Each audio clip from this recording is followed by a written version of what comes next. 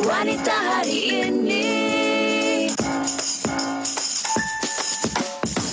Wanita hari ini bijak mengatur, mengurus mata wanitanya.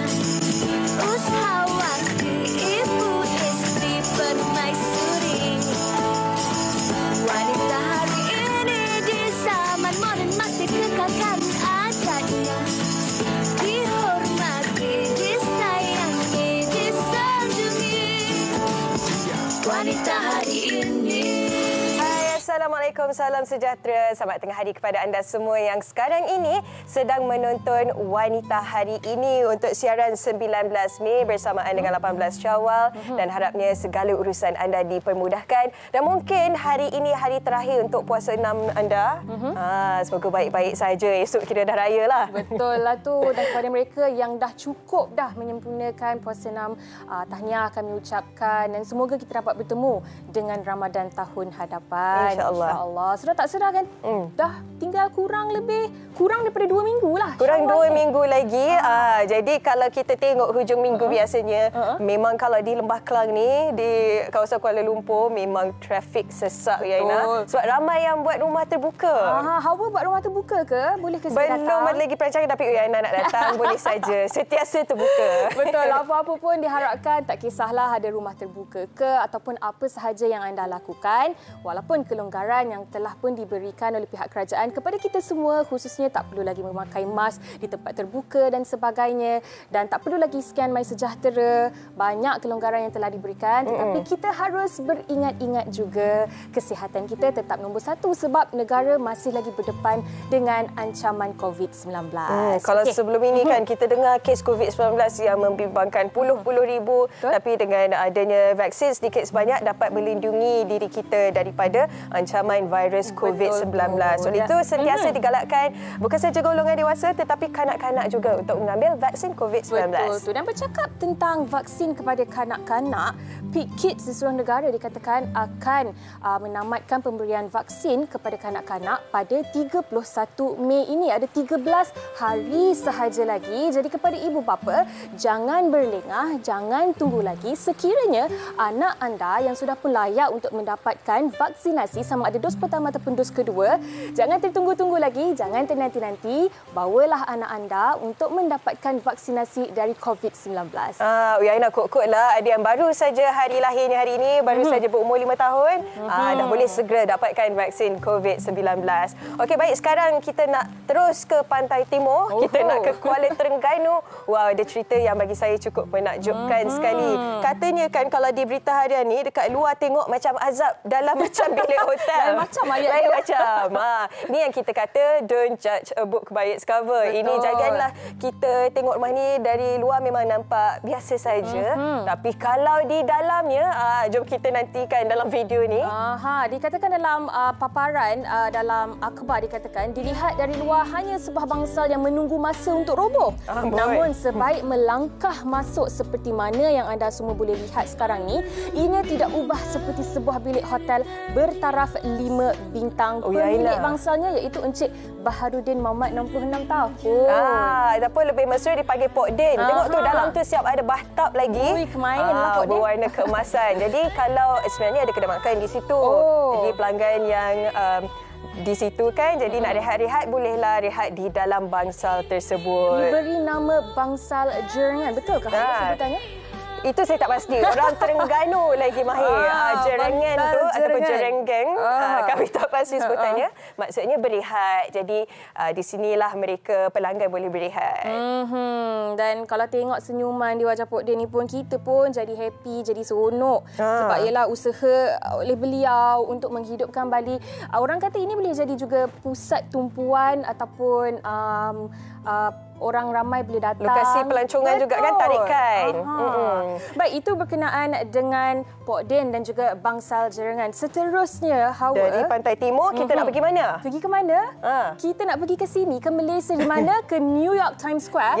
Yang mana, ini saya kira satu khabar yang cukup mengkagumkan dan juga orang kata kita sangat-sangat rasa gembira dan bangga apabila kita lihat tak lain tak bukan penyanyi terkenal negara Datuk Seri Siti Nurhaliza Tarudin apabila wajahnya dipaparkan di papan digital tersohor New York Times Square, Amerika Syarikat. Dah jelas Datuk Siti penampilannya yang mewakili Malaysia sejajar bersempena dengan kempen Equal oleh wadah penstriman digital tersohor dunia Spotify. Dan kata Datuk Siti cukup bersyukur sekali kerana mendapat berita tersebut dan diberi penghormatan apabila wajah beliau dipaparkan di New York. Wah, ini kita rasa bangga, teruja. Kita pun rasa teruja sebenarnya untuk melihat ada anak Malaysia yang wajahnya dipaparkan di New York Times Square dan antara artis lain ataupun selebriti lain yang pernah juga mendapat paparan sebegini di New York Times Square seperti Aina Abdul, Dola dan ramai lagi harapnya selepas ini. Ya, betul. Dan lagi kita seronok kerana mereka ini mewakili wanita Malaysia di New York, Amerika Syarikat. Alhamdulillah. Baik, itu berkenaan dengan orang kata cerita terkini yang dapat kami kongsikan bersama dengan anda. Baik, sekarang ni pula Hawa, apa kata kalau kita saksikan rangkuman video TikTok yang sempat dirangkumkan oleh wartawan kami. Jom sama-sama kita saksikan. Tiba masa untuk kita ceritakan semua. Keluar berjalan meluang waktu ujung minggu. Grab the key and drive your car all the way to Damansara. Come on and seize the night, have some cookies and gusto pagi sayang yang lebaran. Awak kemana? Ikut semangat sampai sama musikan. Asyik pakai iPhone je bang. Okey, let's go kita pakai Android. Korang boleh tangkap gambar pemandangan macam ni guys. Tapi nampak macam dah biasa sangat kan? Okey, let's go kita tukar. Korang boleh masukkan menara tu kat gerbang macam ni sebagai framing. Korang adjust angle korang supaya bucu menara tu duduk dekat gerbang betul-betul. Lepas tu korang lock exposure dan snap. Cuba komen gambar apa lagi korang nak. Tangkap gambar guna otak.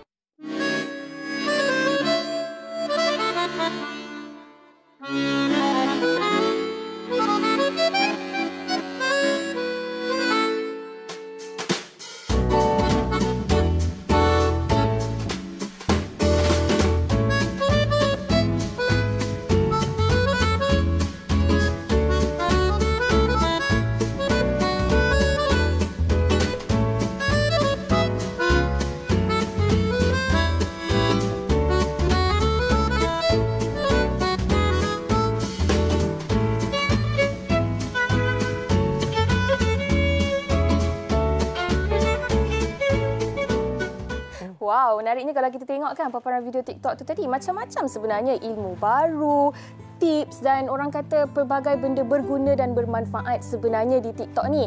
Terutamanya apabila konten yang kita cari tu adalah konten yang sedemikian. Bukan sahaja konten yang orang kata joget-joget, gembira-gembira, seronok-seronok semata-mata. Kan, bukan menghiburkan sahaja tapi turut bagi ilmu. Pertama yang tadi, dia ajar macam mana nak ambil gambar cantik-cantik. Jadi mungkin hujung minggu ni ada yang melancong ke sana ke sini. Jadi boleh gunakan idea tersebut. Betul tu Hawa. Baik, kita nak bercakap tentang topik yang akan kita bincangkan pada hari ini. Iaitu saya kira satu topik yang tak asing lagi dan seringkali juga kita bawa di Wanita Hari ini. Ia berkenaan dengan keganasan rumah tangga sampai bila. Persoalan sampai bila ni saya kira kita tidak akan ada jawapannya selagi mana ada lagi individu-individu yang tidak bertanggungjawab, yang tak sedar akan kesalahan yang dilakukannya. Keganasan terhadap wanita ini masih lagi akan berlaku dalam kalangan kita. Ya, kalau boleh kita nak elakkan daripada terus berlaku. Kalau boleh kita tak nak kes semakin meningkat. Betul. Kita nak kalau boleh bantu semua wanita ini supaya tidak menjadi mangsa. Dan bagaimana kita sebagai orang sekeliling untuk memberi sokongan kepada mereka untuk pulih daripada trauma apabila terlibat dalam keganasan rumah tangga ini. Betul. Sekiranya berlaku keganasan terhadap wanita, apa yang boleh wanita itu lakukan? Apa yang rakan-rakan ataupun keluarga ataupun orang sekeliling boleh lakukan? Tindakan yang akan diambil, kesalahan tersebut, apakah balasan yang akan dikenakan kepada pelaku? Semua ini akan kita bincangkan sekejap sahaja lagi. Dan kepada anda yang sedang menonton sekarang ni, mungkin kan Hawa ada cerita yang nak dikongsikan bersama kami, ada luahan perasaan atau mungkin ada soalan yang ingin diajukan kepada panel kami, boleh terus ke laman Facebook Wanita Hari Ini TV3. Ya, tumpukan perhatian anda di Wanita Hari Ini. Kita akan berehat dulu seketika. Kembali selepas ini, Wanita Hari Ini.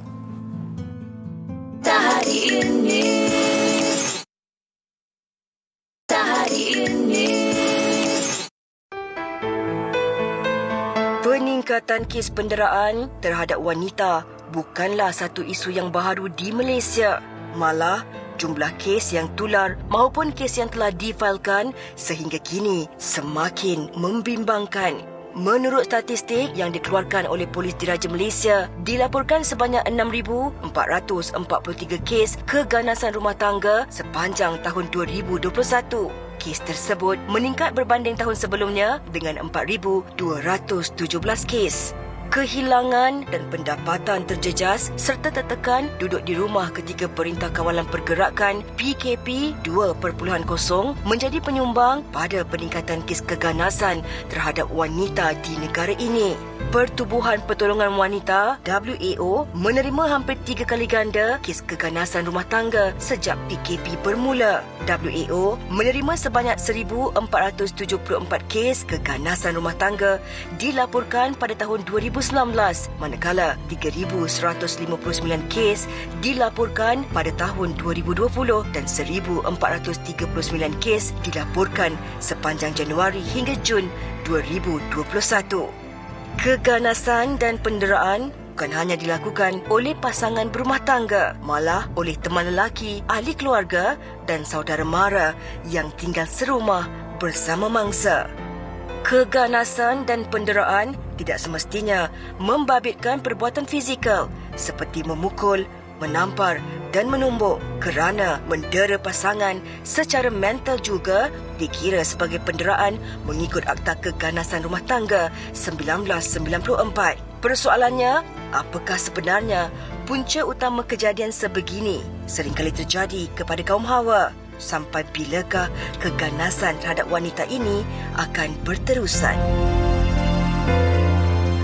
Apakah punca utamanya, itu yang kita ingin tahu pada hari ini, dan laporan sebentar tadi sedikit sebanyak memberi kita ilmu pengetahuan apa yang perlu kita tahu tentang keganasan terhadap wanita ini, terutamanya bukan saja dari segi fizikal, tumbuk dan sebagainya, tetapi dari segi emosi, dari segi mental juga.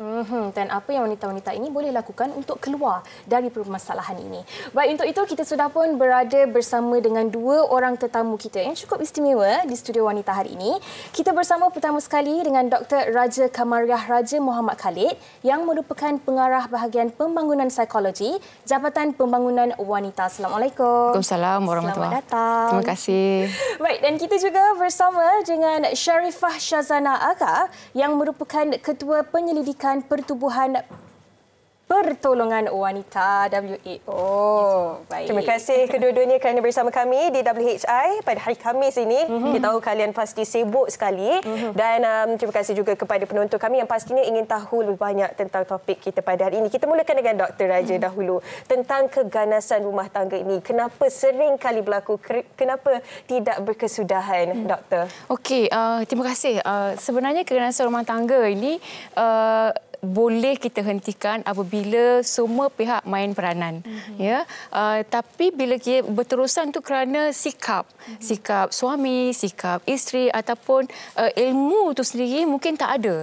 Kalaulah orang tahu ya bahawa di Malaysia ni ada Akta Keganasan Rumah Tangga 1994 dan dipinda 2017, bukan saja melibatkan keganasan dalam bentuk fizikal, tetapi termasuklah daripada aspek penderaan emosi, psikologikal, begitu juga kesalahan dalam memusnahkan harta benda dan juga financial abuse, ya, penderaan secara kewangan. Macam aniaya. Betul. Jadi kalaulah semua pihak tahu, ambil berat tentang perundangan yang ada di Malaysia, saya pasti semua orang, suami pun takut nak berkasar dengan isteri. Isteri pula akan tahu bahawa hak-hak dia, bagaimana ambil tindakan dan sebagainya. So ini yang paling penting. Ilmu. Ilmu dari segi perundangan tu sangat penting bagi kedua-dua pihak. Sebab Akta Keganasan Rumah Tangga ni bukannya untuk melindungi wanita saja, tapi untuk melindungi pasangan. Suami atau isteri, termasuklah ahli keluarga yang terdekat yang terlibat dalam sebuah keharmonian rumah tangga tu. Tapi kan doktor, bila orang cakap pasal keganasan rumah tangga ni kan, mungkin dari segi sudut undang-undang itu mungkinlah tak ramai yang begitu cakna, begitu tahu tentang apakah antara akta-akta yang dikaitkan dengan keganasan rumah tangga ni. Tapi ada juga yang tahu memang salah di sisi agama tetapi masih lagi melakukannya. Itu kita akan tanya kepada doktor sekejap lagi, apa sebenarnya antara punca-punca berlakunya masalah ini. Dan mungkin Syazana boleh kongsikan juga di WAO apa sebenarnya antara kes yang menjadi kebiasaan yang diterima oleh pertubuhan WAO ni. Okey, jadi kalau untuk pertolongan wanita, kes yang kami banyak terima adalah kes keganasan rumah tangga lah. Antara 40 hingga 45% daripada kes ataupun pertanyaan yang kami terima adalah KRT. Ya. Dan selain itu, keganasan antara pasangan bukan berkahwin, contohnya teman lelaki, tunang juga ada, dan juga penderaan kanak-kanak. Baik, ini orang kata domestic violence sebenarnya bukan sahaja keganasan dalam rumah tangga itu, tetapi keganasan terhadap wanita secara general. Tapi kan kalau Syazana boleh kongsikan juga, kalau nak dibandingkan tahun-tahun sebelum ini ataupun tahun-tahun sebelum pandemik dan semasa pandemik sekarang ini, sekarang kita dah endemik, apa antara perbezaan dari segi penurunan ataupun kenaikan kes keganasan terhadap wanita ni? Okey, so kalau kita lihat sebelum PKP, sebenarnya saya baca sedikit statistik ya. So pada tahun 2019 kita mendapat 3,230 pertanyaan ya. So dan apabila tiba tahun 2020, apabila berlaku PKP dan MCO sebagainya ya, kita lihat ada pertambahan sebanyak 2 kali ganda ya. Sebanyak 7,172 panggilan ya. Dan about 40 to 45% adalah berkaitan dengan keganasan rumah tangga. Ya. So dan trend yang kita lihat pada tahun 2020 ini, kita lihat juga pada tahun 2021. Jadi panggilan masih di sekitar 7,500. Ya. Masih lagi di situ. Masih lagi di situ. Jadi tidak menurun. Ya. Jadi walaupun MCO kita dah di luar PKP dan sebagainya, mungkin tekanan yang telah dialami akibat COVID dan juga MCO sebagainya masih ada ya. Di situ ya. Masih membimbangkanlah hawa sebenarnya. Ya. Dan Dr. Raja, apabila kita bercakap tentang keganasan terhadap wanita, mungkin ramai yang fikir keganasan ni dalam bentuk fizikalnya saja, bertumbuk, tampar dan naik tangan dan sebagainya. Tetapi sebenarnya apa lagi bentuk-bentuk lain yang dikategorikan dengan keganasan terhadap wanita? Okey. Tindakan lain. Betul. Saya nak sentuh pasal psikologi lah ya. Sebab psikologi sangat halus dan kadang-kadang kita anggap itu bukannya satu bentuk keganasan. Ancaman. Kalau keluar rumah, aku bunuh kau.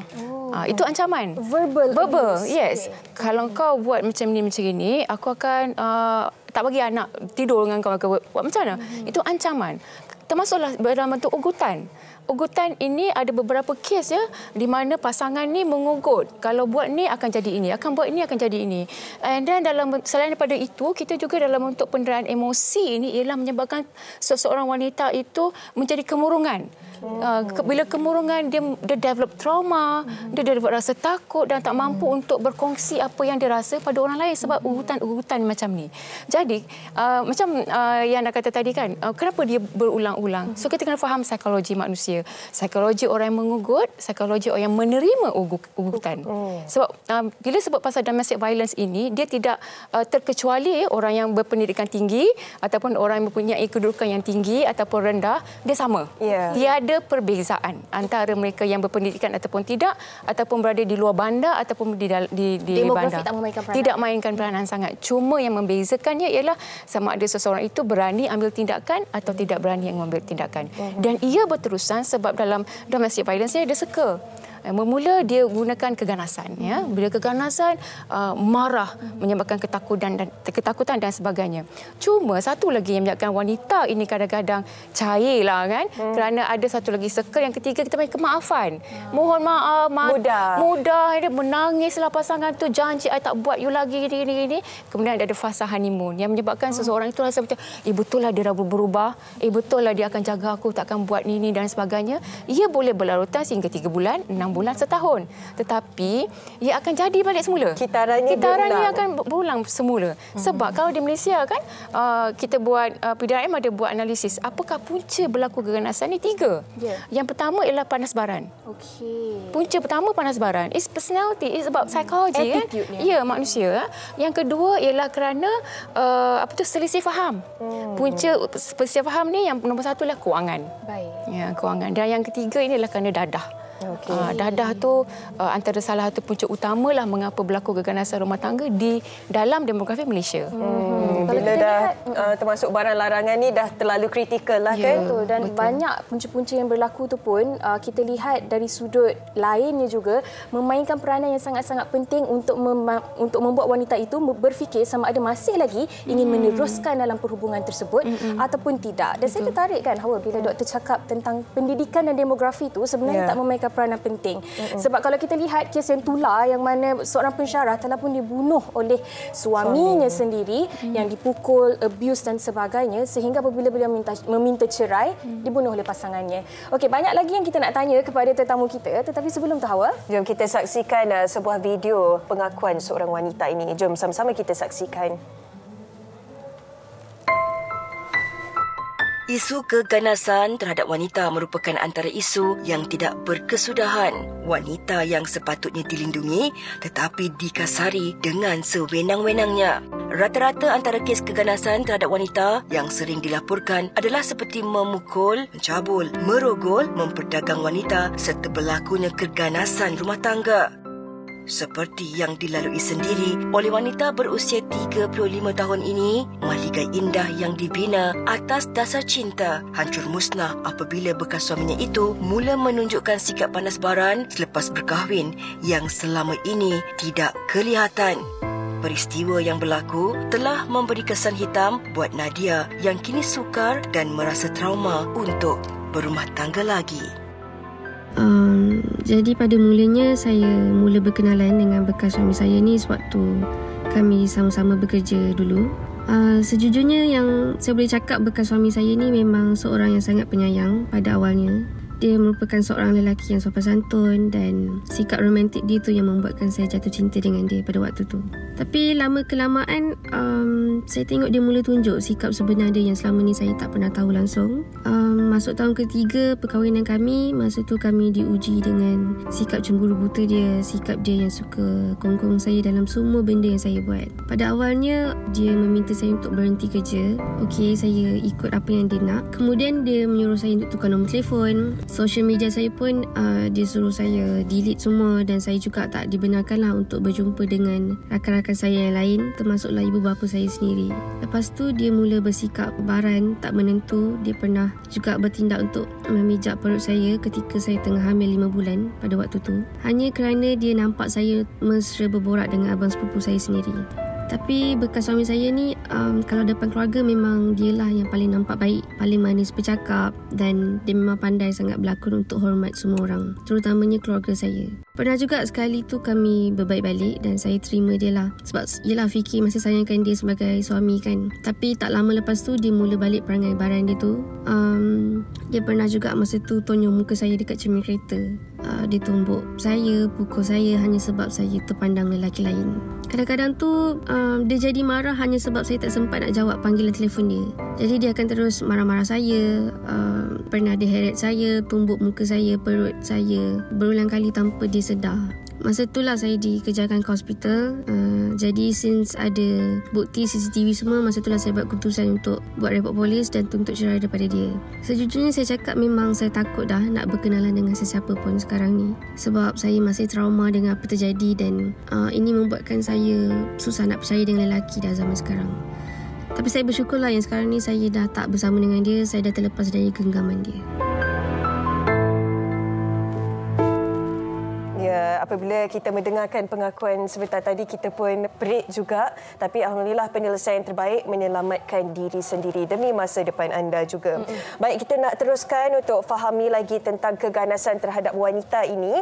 Dan sebentar tadi doktor ada sebutkan demografi, profil seseorang wanita ini tak mainkan peranan. Mangsa semua sama saja. Tapi kita nak tahu tentang personaliti seseorang tu, Syazana. Biasanya personaliti mereka yang bagaimana yang sering menjadi mangsa? Adakah mereka yang mudah menerima, mereka yang dikatakan lemah lembut yang sering menjadi mangsa keganasan ni?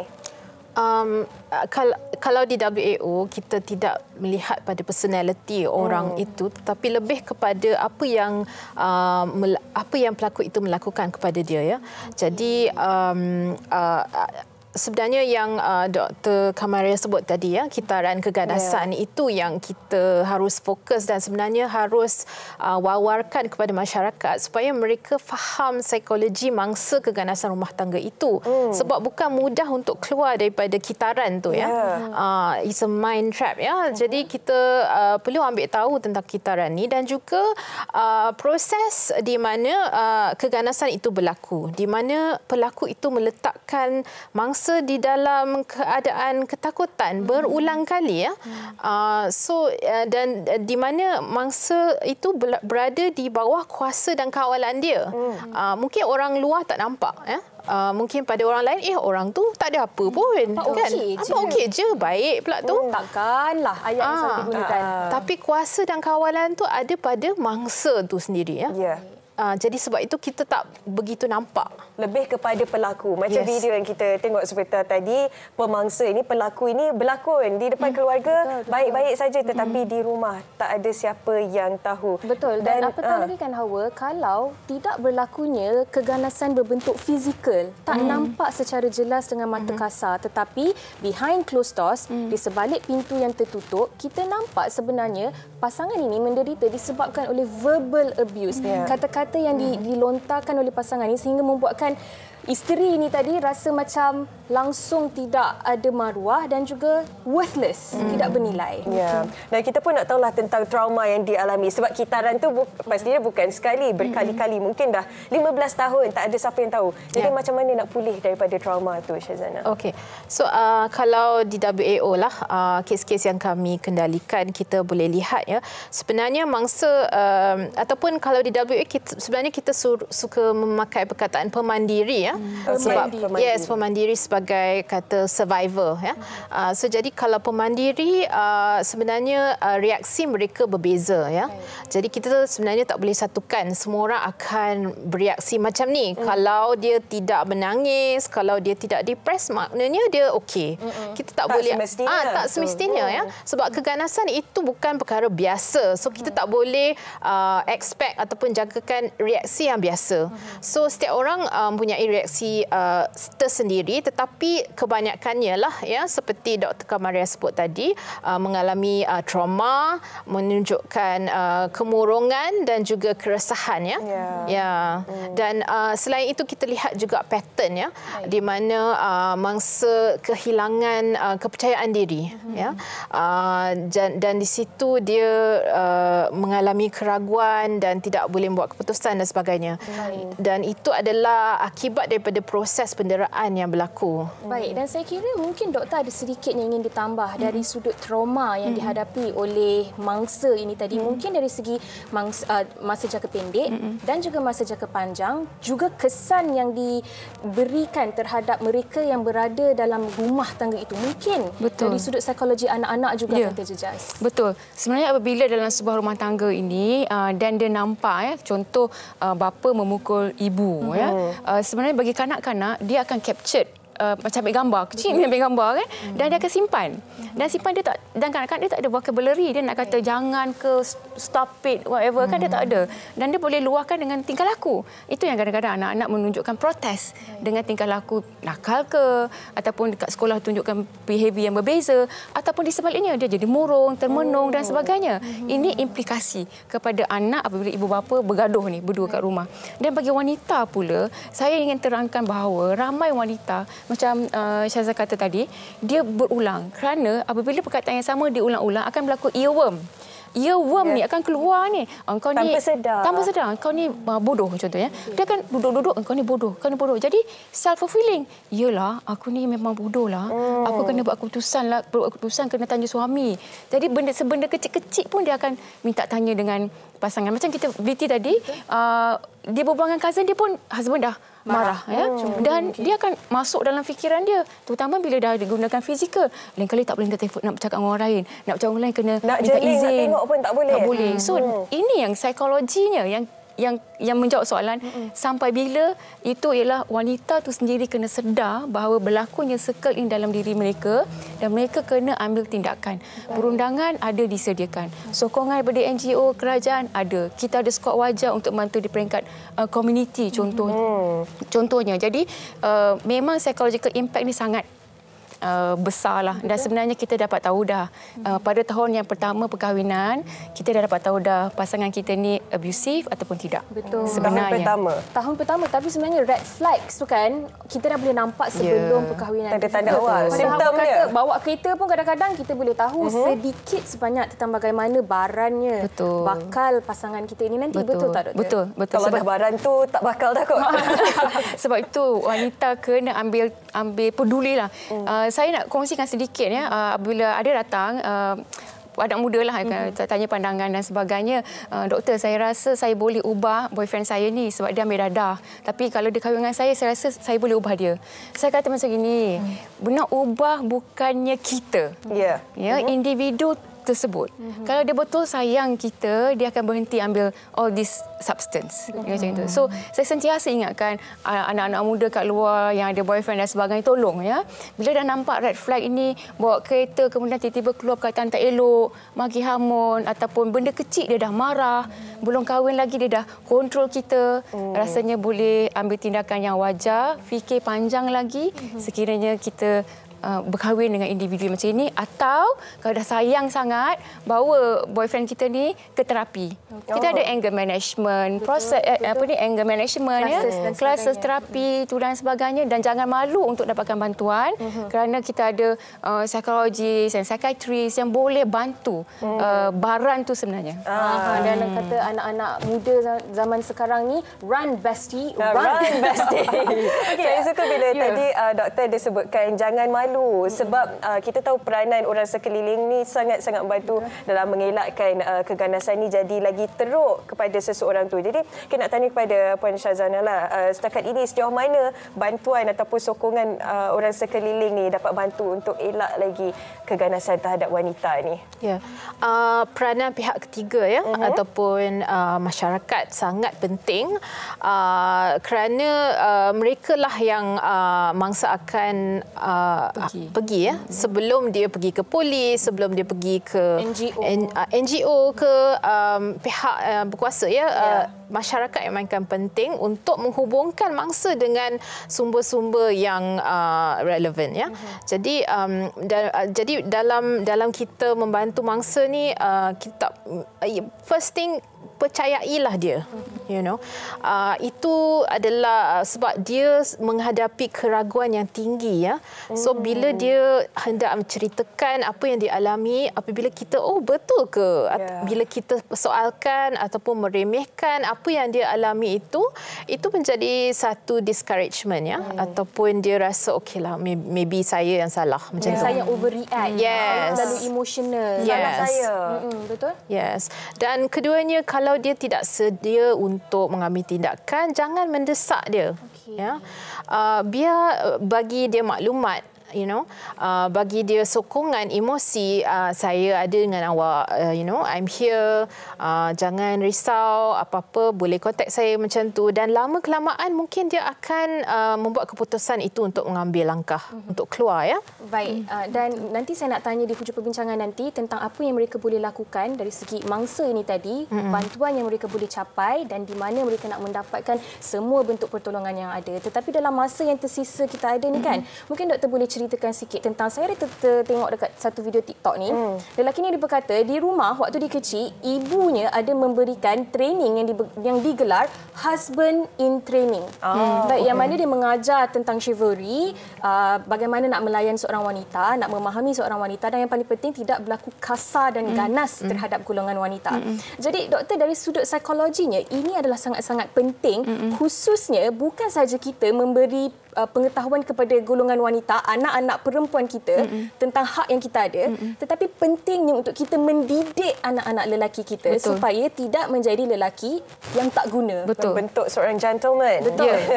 Betul sangat ya. Sebab itu contohnya kami di Skuad Wajar ni, macam yang Sana katalah, ialah sebagai komuniti yang di dalam komuniti ni dia didedahkan dengan perundang-perundangan dan juga ilmu psikologi.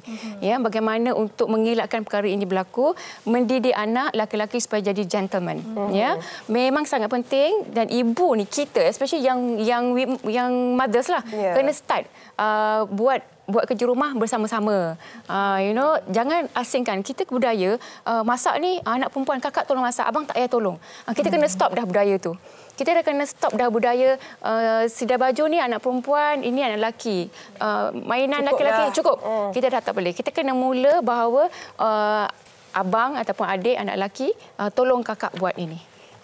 Tolong buat ini. Jadi sama-sama buat kerja rumah bersama, tanggungjawab, as simple as that. Dan paling mudah sekali ya, kalau saya tengok ramai budaya kita, anak lelaki suruh duduk depan, bapa anak lelaki suruh duduk depan. Itu sebenarnya nampak remeh, tetapi secara psikologinya kita kata okey, apa pun terjadi anak lelaki is still the boss. Perempuan, mak pun duduk belakang. Nampak macam tak ada apa-apa, tapi sebenarnya dari psikologinya budak itu akan belajar bahawa saya tuan.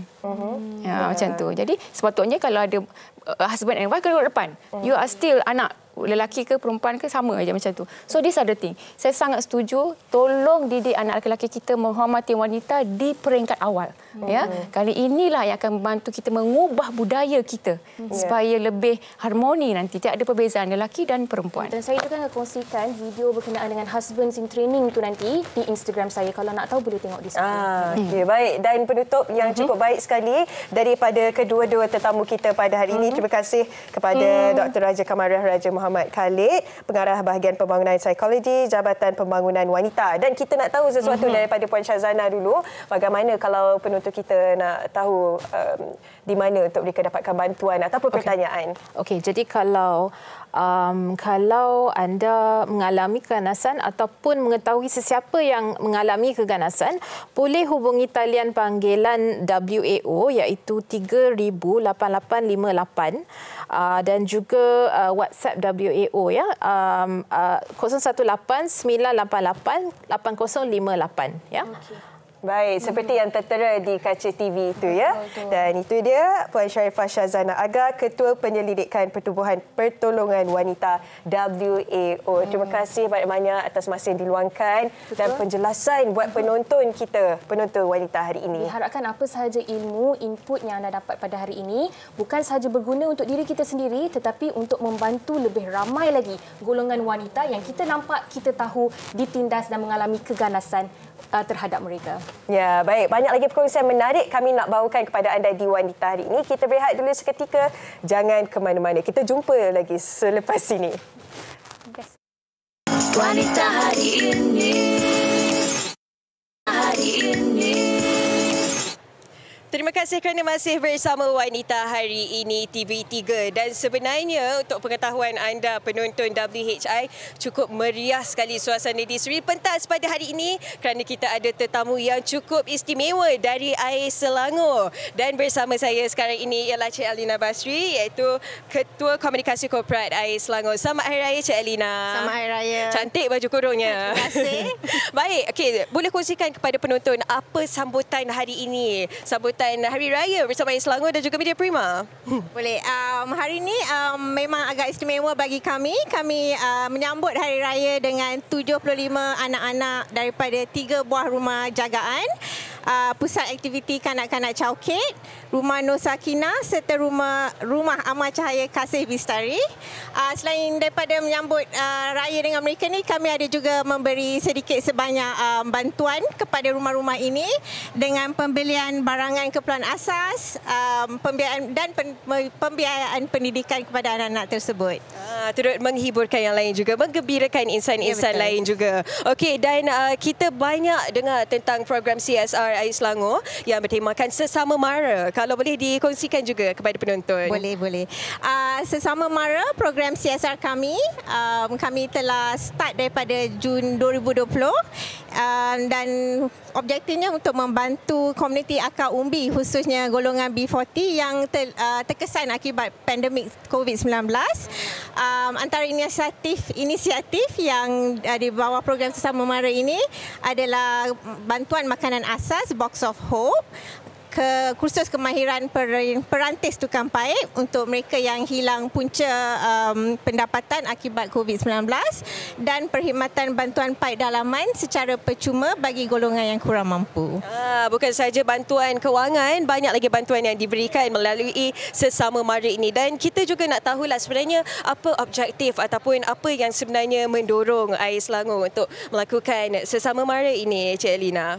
Okey, Sesama Mara ini kami lancarkan untuk memang membantu komuniti yang kurang mampulah yang terkesan akibat pandemik COVID-19 ni. Jadi kami memang berharap untuk menolong ramai orang sebagai rakyat Malaysia dan komuniti setempat lah. Itu objektif kami yang utama. Ya. Baik. Dan seperti tadi sudah disebutkan tentang golongan sasarannya terhadap Sesama Mara ini kan, dan kita nak tahu apa lagi bentuk bantuan yang diberikan kepada mereka. Sebarang kami memang mengajak atau mengundang semua orang turut membantu kami untuk memberi pertolongan bantuan makanan asas kepada golongan B40. Jadi bantuan makanan asas ni dipanggil Box of Hope dan mereka boleh menyumbang kepada Box of Hope ini di 5 cawangan village grocer yang terpilih. 5 cawangan 5 cawangan. Selain itu, untuk memudahkan orang ramai menderma, mereka juga boleh terus menyumbang ke akaun bank CIMB kami yang terdapat di laman web kami. Okey, kalau kita tengok lokasinya, 5 lokasi di situ ada Melawati Mall Ampang, ya. Ada ICT Mall Shah Alam, Tamarind Square Cyberjaya, Mont Kiara, My Town Ceras. Banyak lokasinya lagi. Dan apa lagi antara yang menarik ingin dikongsikan? Adalah harapan kami untuk terus meningkatkan sumbangan Box of Hope dan bantuan Sesama Mara melalui Sesama Mara dan terus membantu lebih ramai individu dan keluarga yang memerlukan bantuan di sekitar Selangor, KL dan Putrajaya di mana company kami beroperasi lah.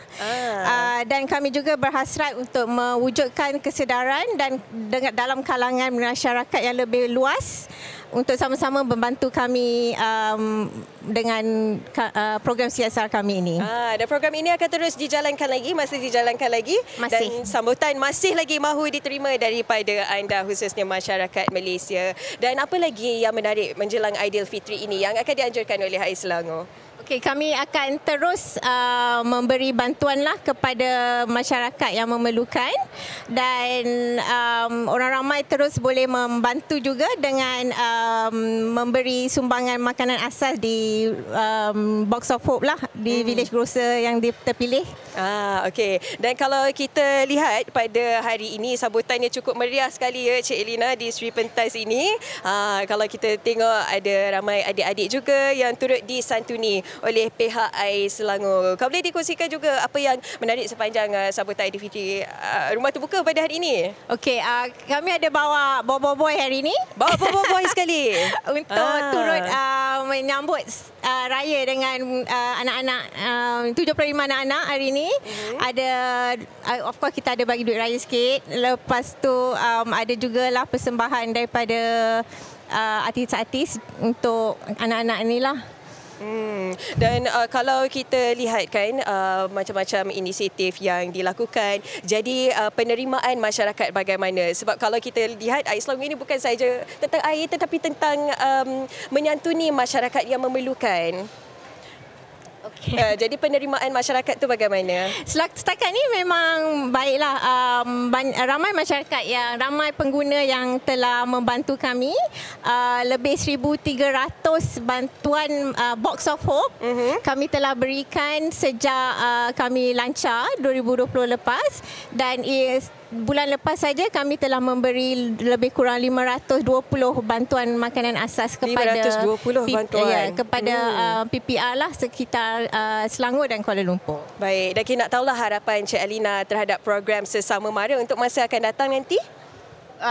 Harapan kami untuk terus meneruskan program ini untuk membantu lebih ramai orang, yang memerlukan bantuan lah. Jadi itulah matlamat dan objektif kami untuk Sesama Mara ni. Baik, terima kasih banyak-banyak Cik Alina kerana bersama kami di Wanita hari ini. Semoga dipermudahkan urusan dan dimurahkan lagi rezeki kerana sentiasa membantu mereka yang memerlukan. Baiklah, apa jua yang dikongsikan ini harapnya mendapat perhatian daripada anda, dan banyak lagi yang menarik. Selepas ini saya akan bergabung semula bersama dengan Uyaina. Kita berehat dulu seketika. Wanita hari ini. Wanita hari ini.